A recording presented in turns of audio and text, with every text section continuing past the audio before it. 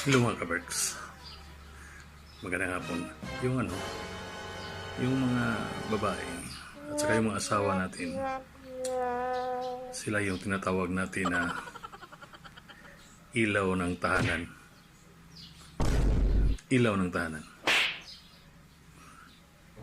Pero malas ka kung ang magiging asawa mo, speaker ng tahanan.